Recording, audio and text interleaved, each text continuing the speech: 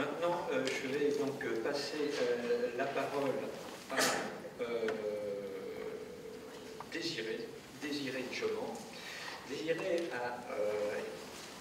est la présidente de l'AFIP, Africa Initiative Femmes Positives, qui est une plateforme panafricaine de promotion de l'entrepreneuriat féminin. C'est, je dirais, la grande prêtresse de l'entrepreneuriat féminin en Afrique, extrêmement active. Elle a, je crois, ces deux domaines d'engagement. D'une part, la promotion de l'entrepreneuriat féminin, et d'autre part, une approche du développement local qu'elle a développée dans le cadre de l'association de l'Alliance internationale pour les objectifs de développement durable, en promouvant des villages du millénaire. À l'époque, c'était des objectifs du millénaire. Et cette expérience ivoirienne mérite d'être encore approfondie et partagée dans d'autres pays d'Afrique. Donc voilà, c'est une femme de développement communautaire et villageois, c'est une femme de promotion de l'entrepreneuriat à une échelle internationale, et ça me fait vraiment plaisir de lui passer la parole à ce stade. Et si on voit tant de visages et de magnifiques tenues africaines dans cette salle, eh bien on peut dire que c'est grâce à des électeurs.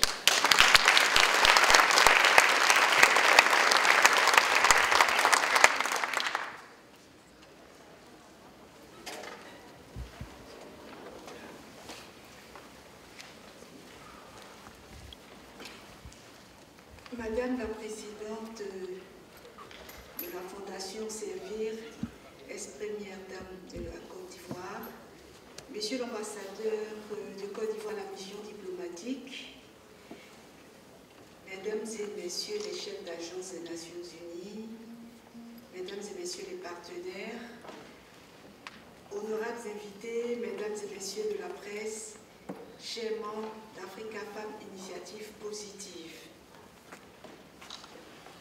Aujourd'hui, nous célébrons la Journée mondiale de la femme. Le thème retenu cette année par l'ONU est « Les femmes dans un monde du travail en évolution pour un monde 50-50 en 2030 ». L'égalité est donc toujours et encore d'actualité. Le monde du travail est en continuelle évolution avec malheureusement d'énormes conséquences pour les femmes. D'un autre côté, toutes ces nouvelles technologies et la mondialisation représentent des opportunités pour celles qui ont la possibilité d'y avoir accès. Malheureusement, le côté informel du travail, l'inégalité des revenus et les crises humanitaires sont encore plus que présentes. Pour donner quelques chiffres, seulement 50% des femmes en âge de travailler font partie de la main-d'œuvre mondiale, contre 76% pour les hommes. Et une très grande majorité de femmes travaillent dans l'économie informelle, les tâches domestiques. Les personnes qui travaillent sans qualification sont très mal rémunérées et ne bénéficient que d'une très faible, voire d'aucune protection sociale. L'égalité entre les sexes dans le monde du travail est un impératif du développement durable. Et pour citer la directrice exécutive de l'ONU Femmes, Madame Funzele Mlambo Nguza, excusez-moi de malmener son nom, nous voulons bâtir un monde du travail différent pour les femmes. En grandissant, les filles doivent être exposées à un large éventail de carrières et être encouragées à faire des choix qui les mènent à des emplois dans les secteurs de l'industrie de l'art, de la fonction publique, de l'agriculture moderne et des sciences au-delà des services ménagers et d'aide à la personne traditionnelle. Nous avons donc un devoir envers nos enfants, filles et garçons, mais encore plus vis-à-vis de nos filles qui ne débutent pas malheureusement leur vie avec les mêmes chances, tout simplement parce qu'elles sont nées filles. Nous avons réfléchi longuement pour cette raison. Une des solutions proposées au cours du lancement de la plateforme d'entrepreneuriat féminin en Côte d'Ivoire les 25 et 26 janvier dernier était de créer des espaces où les femmes pourront se familiariser avec le numérique et tous les outils actuels de technologie. D'autre part, dans ces espaces, les femmes pourraient bénéficier d'un encadrement non seulement professionnelle, mais aussi psychologique. L'entrepreneuriat féminin dans son contexte actuel est récent sur notre continent. Il est donc important de booster, de coacher, de mettre en confiance toutes ces femmes qui ont du potentiel mais qui restent encore timides dans leurs décisions. Nous proposons de mettre en place une caravane de l'entrepreneuriat féminin destinée aux primaires, aux collèges et lycées, développer le sens du business dès la petite enfance à l'adolescence. À nous donc de tendre la main, de collaborer avec toutes les couches sociales pour permettre l'épanouissement et l'émancipation de nos sœurs et de nos filles, parce qu'une femme heureuse, c'est tout. C'est un épanouissement professionnel, conjugal et familial. Et nous aurons tout à y gagner des femmes plus performantes et plus engagées. C'est pour cela que nous saluons les actions de femmes exceptionnelles et remarquables, telles Mme Dominique Ouattara, notre première dame, pour ce qu'elle a engagé pour les femmes.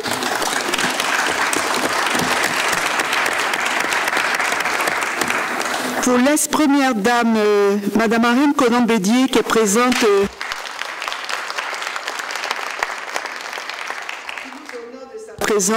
de Mme Christine Bruno-Juon, présidente internationale de Femmes de Demain, de Sana El Mamiami, journaliste marocaine, qui nous accompagne depuis peu,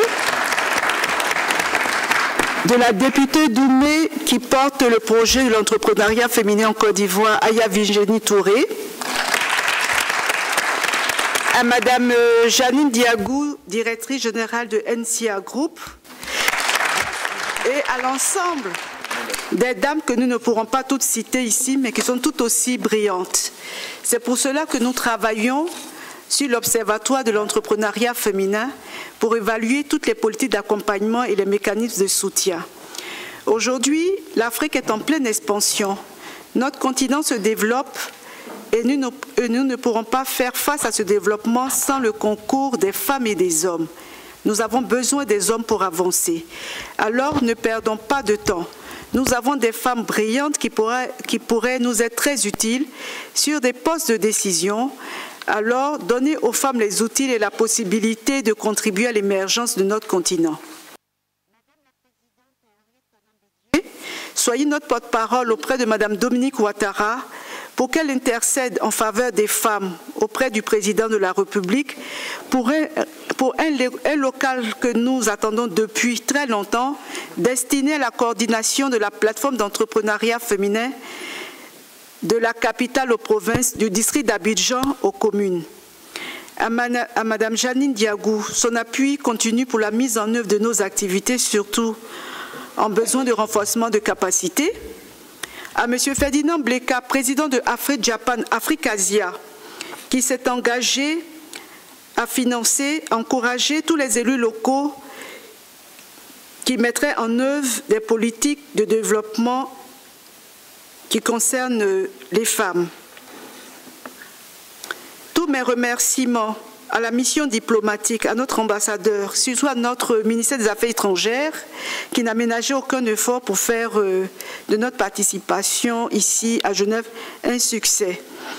Au président de la Chambre de commerce et d'industrie qui nous accompagne dans notre programme de renforcement de capacité sur l'entrepreneuriat féminin une fois par mois, au président du conseil régional du Gord et de ses 5 maires qui se sont unis pour ouvrir des maisons de la femme, des centres d'entrepreneuriat féminin pour les femmes au cœur de notre pays. Merci à l'UNESU, merci à Christian, merci à AUODD, à Patrice Rubino. Non, c'est ça, Robineau. Excusez-moi, c'est l'émotion. Patrice Robineau et à Pascal Frézos, notre prêtresse. Merci pour tout. Merci pour votre engagement pour le développement. Merci à François Schmitt et à l'occasion que vous venez tous de nous donner de nous exprimer à cette tribune. À toutes nos dynamiques membres qui ont fait massivement le déplacement de partout dans le monde ce jour, osons, gardons l'audace chevillée au corps. Merci pour votre présence. Seuls, nous allons certainement plus vite, mais ensemble, nous irons femmes plus loin. Je vous remercie.